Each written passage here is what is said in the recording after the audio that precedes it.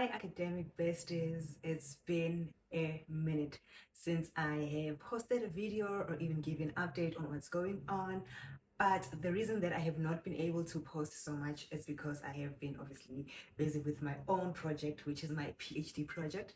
And so I decided to take this moment and give you an update on what has been happening there and also give you an update on what has been happening with the YouTube channel because big things have been happening. So in this video, I'm just going to give you a rundown of what I've been up to with my PhD, what milestones have I reached, what I have done, what I have not done, what I've struggled with, but also give you updates about the YouTube channel itself, what's coming up, what's going to be happening, what has happened, which is also a major milestone that we have reached, which is going to be super helpful to you all as well.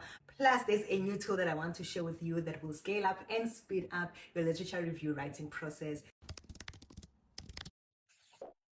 My name is Lerato Kanamsa of All Things Academia, where we explore and explain all things in the academic world. If this is your first time here, you are going to love it here, especially if you're an academic, a student, a tutor, a lecturer, a researcher, all those scholarly titles. So be sure to hit the subscribe button and to like this video and watch my other videos in this channel because they give great value. And to all academic besties, welcome back to this update.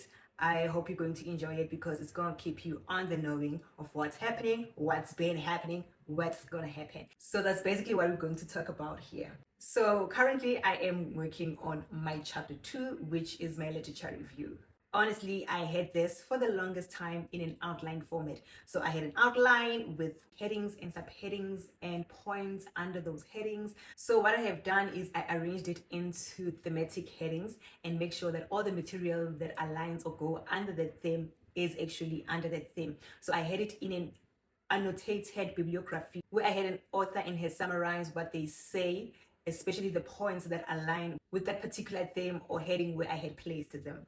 So it was very well arranged, very clean and polished, I should say.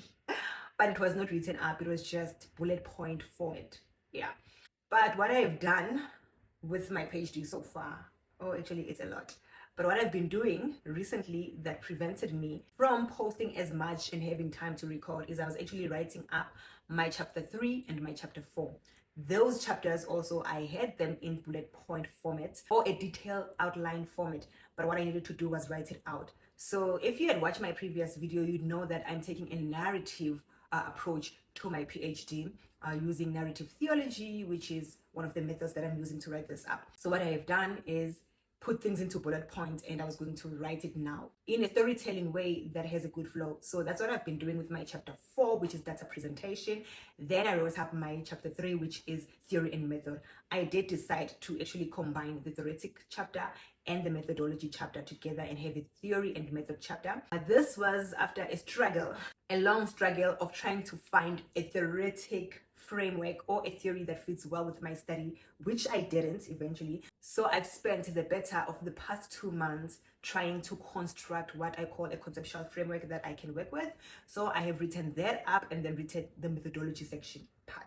So section 1 of chapter 3 is theoretical frame, which is actually a conceptual framework that I've constructed especially for this PhD. And then I have written the section 2, which is a methodology. So basically showing how I would apply the theory and how I apply it throughout my dissertation. So I did quite a bit, guys. I mean, I have a whole chapter 4, I have a whole chapter 3. So if you've noticed, I'm sort of like working backwards because now I'm working on my chapter 2, but that's okay. I needed to learn to be flexible, especially because it didn't make sense to me to finalize my literature review before I even knew what theory I'm leaning on, because I need to review some of that work which makes up my conceptual framework. So I am going to now review some of the work of the scholars that make up my conceptual framework. I hope that makes sense, but that's what I've been doing. And this has been really difficult for me, particularly because I'm a systematic person naturally. So I want to work from step A to step B and then step C. So with this dissertation, it has tested me, stretched me to a point where I needed to work from step C to step F to step A, then B, and then back to C again. Literally, guys, I do not have a working flow at this moment. I do not know what's happening. I'm writing up sessions, then I'm going back to other sessions that I need to align with the new session that I've just written. And my thing is that I've got two data sets, so I'm doing a mixed method, qualitative and quantitative. And because of that, there's a lot of integration that needs to happen, not just when I'm analyzing, but when I'm writing out as well. So everything that I'm writing in previous chapters should hold with the current chapters that I'm writing. So I keep on going back and forth, and it's a never-ending story. Hence, it took all my time, and I couldn't get up here and sit in front of the camera and be able to record videos. But great things have been happening nevertheless. Okay, great things have been happening because you guys are so awesome. You guys have been watching the videos, you guys been sharing the videos, you guys been liking the videos and commenting. And if you are one of those who have not done any of those things, what are you doing with your life?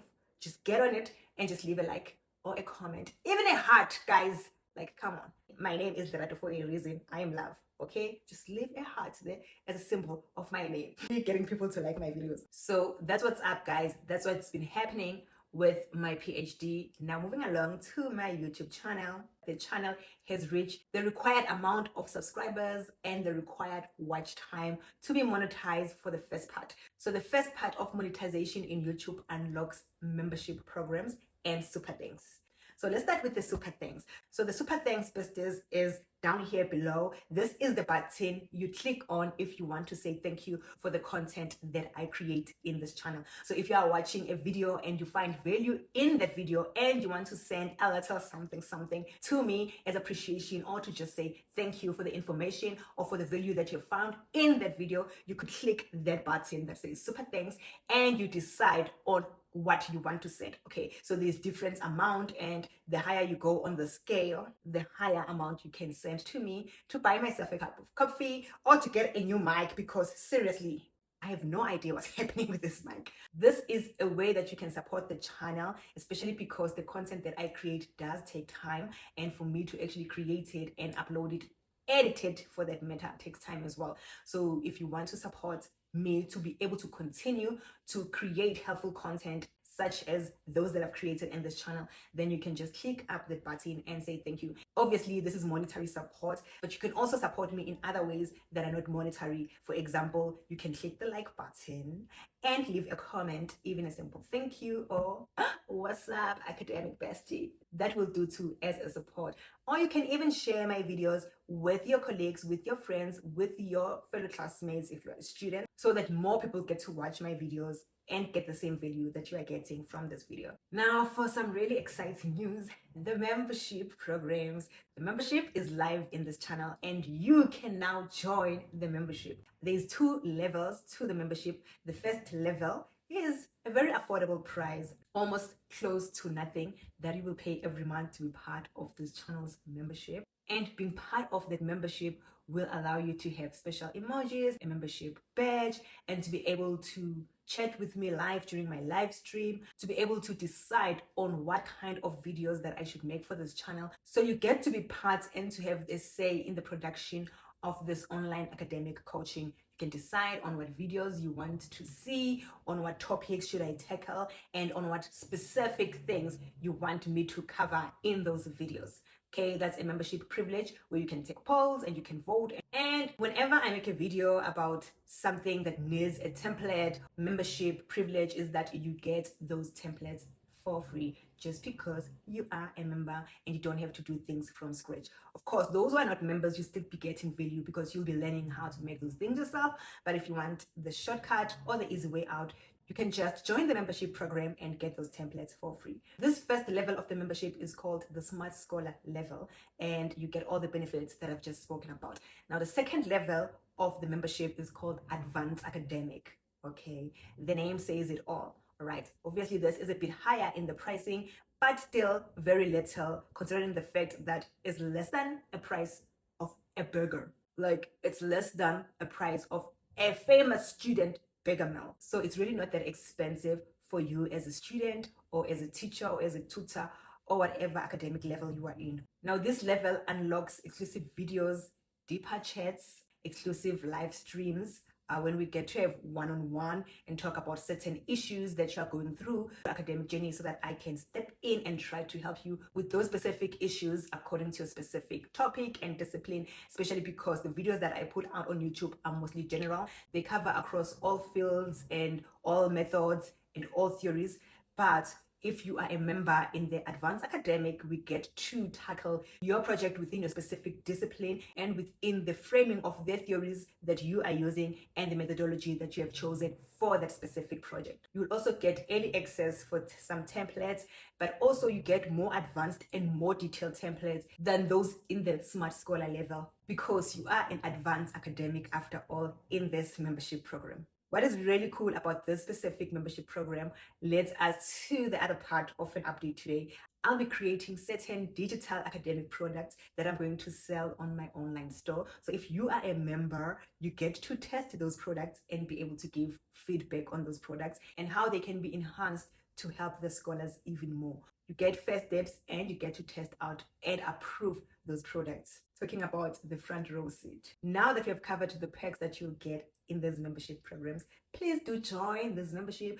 It is really cheap to do so, and you get a lot of value, and you get great benefits for being part of any of those membership programs. While we're on this, lovelies, there's going to be the founders badges. Okay, this founders badge is going to go out to the first 10 people who join the membership program.